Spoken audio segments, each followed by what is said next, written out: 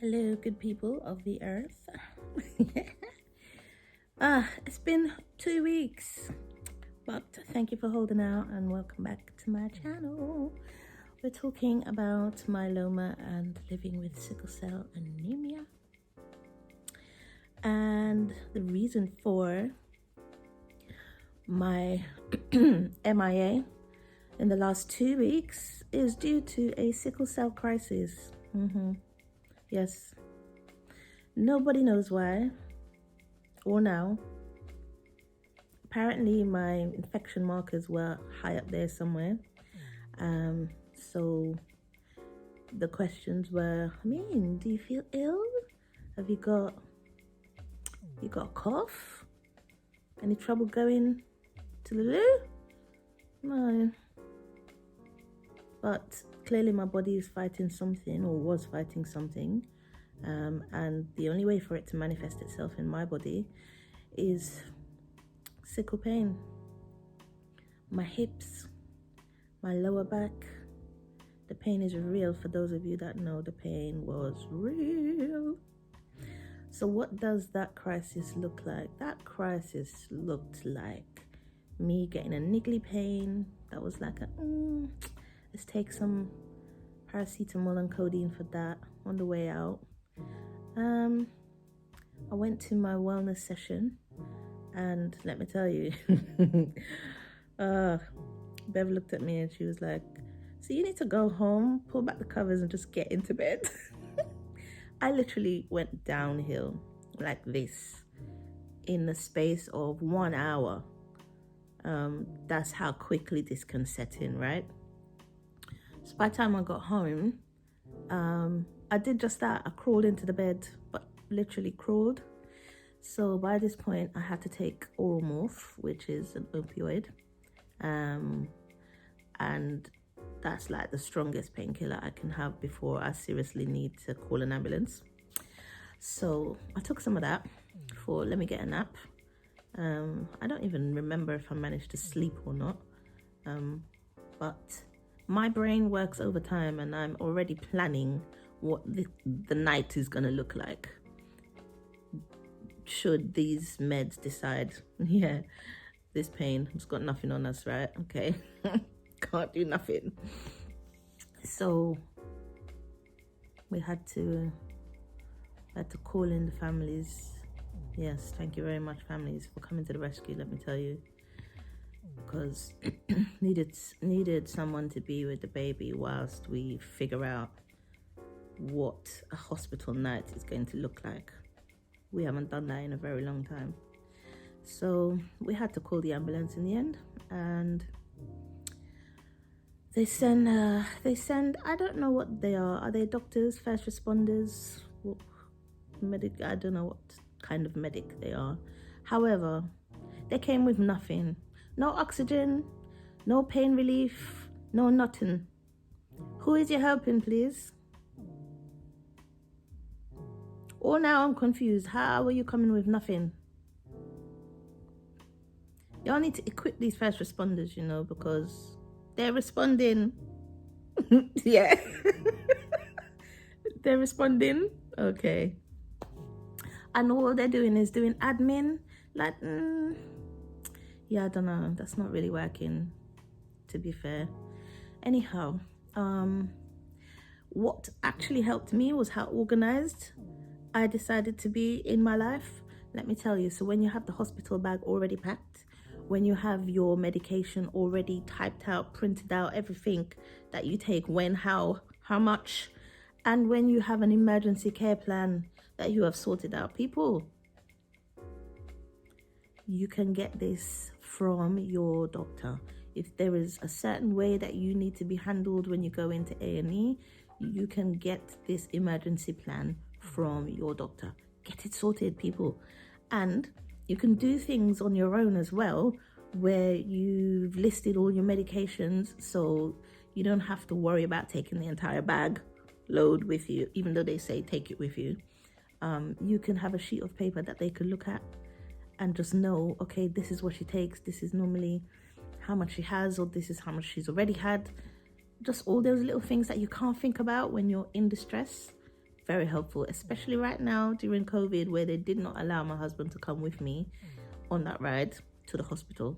Yes, me trekking to A&E with my incoherent self in pain, can't represent myself, can't say nothing, can't. Do you know what I mean? You know, when you just can't fight right about now because the pain is serious? That's when you need to be organized. Just saying. Anyhow, A&E was a joke, as it normally is. It's just waiting around for hundreds of years trying to get some pain relief, when the emergency plan blatantly said, you know, you can give these pain relief either by intravenous or subcut. That means you can have an injection or you can have it in your vein. So they can't find veins, can they? We know this already about me. We cannot find veins. Then just give me the injection now. Yeah. Breathe out. We will not be upset. NHS, we love you. Okay, you're doing a marvelous work. But sometimes, you know, you just need to read what it says on the paper and listen to what the patient says. Just saying. We know what our bodies are like. We know how this thing works. We know what's going to get us well quick. So, of course, by morning, I am in some state, right? Thankfully, my husband came down anyway and was just like, well, my wife's in there, I'm coming in, right? So, they came and said to me, your husband stand up? And I'm like, oh, yes, of course he stand up, right? Because COVID is not shutting down this family, okay? So, anyway, thank God. Let me tell you, y'all need to rethink that whole thing, because people need an advocate during a time like that. Even one person that can speak up for them, that can just do the running around, do the checking in, do the make sure that they're okay, because Jesus knows, right? We can't cope by ourselves. People can't cope by themselves when they're in distress. I just feel like I'm ranting today. I'm so sorry, guys, but yeah, it's real, isn't it? It's just real. Anyway, so I'm also super grateful for the hematology team that I am under at Milton Keynes. Can I just give them a shout out, right? Because this team, they do the running around behind the scenes and they get ish done. They get it done, right? Because let me tell you, by morning, all right, I had emailed my hematology team the afternoon I was feeling unwell, because I knew potentially that I would end up in A&E. So I emailed them and said, this is how I'm feeling, this is what I've taken, this is my plan should these meds not work. That email was received and fully acted upon by first thing in the morning. Everything was arranged, and let me tell you, my nurse came down and kicked off as to why these things had not been implemented yet and why I was still in pain come first thing in the morning. I'd been in A&E all night. I'd been transferred to another ward. I'd had an x-ray. Like, wagwan, why are you still in pain? Do you know what I mean? So I'm just so grateful for that team, you know, because they go in over, beyond, and I don't know what I would do without them. Anyway, so it turns out with all of this, they're not knowing really what's wrong. It's just, you know, let's get you on some antibiotics to fight this infection. Meanwhile, my team are like, you know, while you're here, let us get a red cell exchange done, which is basically a blood transfusion through a very big tube. Yeah, this thing, right? I can't remember what it's called. V something. It's inserted in your jugular. I said something new. Jugular. That big fat vein in your neck or in your groin. Yeah, you heard me right. I've had one in my neck before. It's a little bit owie if you think about it, but it don't actually hurt, you know. This time they put it in my groin. Yes, Jesus wept. Let me tell you, the fair that went through my body when they told me this is where they were going to put it. Why? Because I'm a bit claustrophobic and I can't deal with all the plastic and coverings and things on my face when you're trying to do things like put something in my neck, right? So they're like, okay, well, we're gonna put it in your groin. Oh, had I known, I would never have complained. Anyway, I'm gonna show you a picture of this thing, okay? Brace yourself. Look away now. If you don't want to know what this thing looks like, I'm gonna call it a pipe. They put a pipe in me so that they could connect me to a machine that would take my blood out and like all the bad cells, the bad red cells that were misbehaving themselves, and they would give me fresh ones from somebody else. So it's a blood transfusion, but it's just like a step up from a normal drip. So take out and put in with a machine that's like, and it gets done in like 2 hours, and you have like 8 units of blood. Quick time. So they got some expert to come down from Oxford to do this, right? And waited like our whole lives just to get into theatre to put this pipe into my groin. But we got there eventually, got it sorted, and I felt amazing, right? I felt amazing after that. Like, it really does perk you up.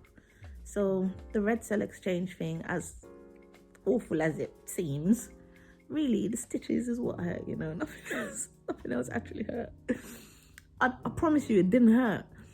Anyway, yes, it's good for the blood, and it just gets you over that sickling that's happening. And even though the pain was on and off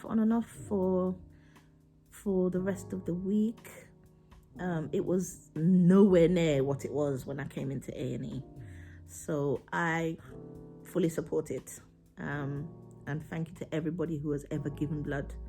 We need more black people to do this so that the match that we get is closer to our genetics, so that it can do an even better work, right? So people, give the blood, please. People like me, very grateful. Yeah. So a whole week in the new refurbished building, which is very nice. Well done, Milton Keynes, I must say. Very good ward 25. And we have recuperated somewhat. I'm home again. It was so good to see the little boy and hubby. Even though I was seeing hubby once a day. 1 hour once a day, I was seeing him. 1 hour, COVID, man. You just messed up a whole heap of things. That's all I'm saying. We're not impressed about it. Anyway. So we thank God. We thank God for the 1 hour that we can see our loved ones once a day when we're in hospital feeling a little bit pants. Yeah, we just got to give praise and glory. So yeah, the food, hospital food, it never said nothing.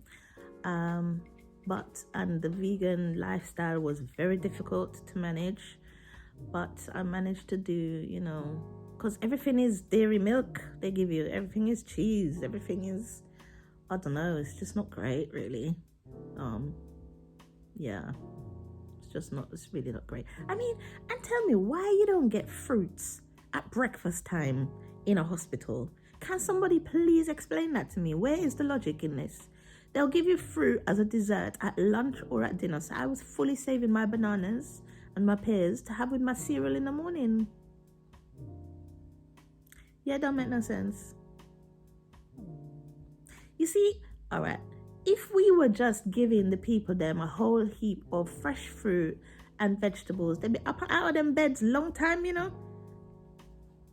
As I speak of that was another thing I was very mindful of when I was in hospital, is that I need to keep moving, right? If you just keep still in that bed, your body just gets stiff and all manner of things, and your lungs will want to collect whatever is going on around you, and all sorts. Yeah, people keep moving as much as you possibly can. Get out the bed, go toilet, walk around the room, do what you can. Take in the fresh air, open the window if you can. If you have your own room, that's great. If you don't, so march up and down the aisle, down the corridor. If you can make it out the bed, walk around your bed, move your arms, your limbs, keep yourself moving. Oh my goodness, that is just, I can't preach that enough. It made such a difference to how quickly I recuperated.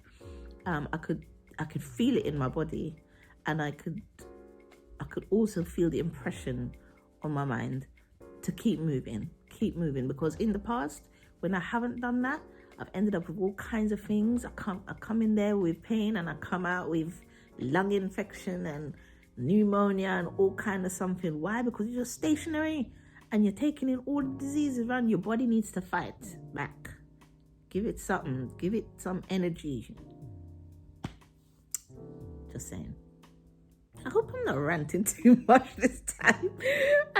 People don't feel like I'm telling you off, I'm just really passionate about some of the experiences I've been having in hospital. But I'm just saying, take charge of your treatment and your care. It's okay to ask questions, and it's okay to say to the doctor, actually, no, I'm not sure about that particular decision. How about we do X, Y, Z? It's okay to do that, Whose body is it? It's yours.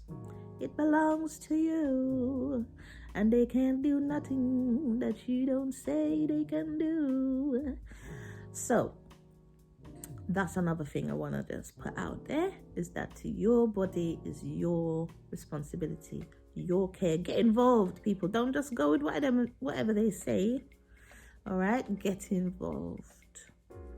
So yeah, we're back to the regular treatment this week for chemo.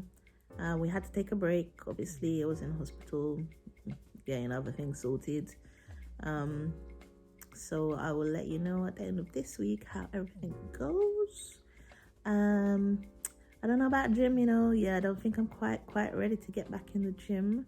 Maybe later on in the week, but as for Tuesday, I don't know about that. I'm a little bit cranky still. I feel like I need some oiling. Came home to the stairs and boy, my knees were just like So gotta take it easy. But just saying, peoples, thank you for your love, your prayers. God listens, God hears, and he's still with me, still working with me. I'm still smiling, and all is well in the land of the living. Yes, so we give thanks and praise, and we see you next time.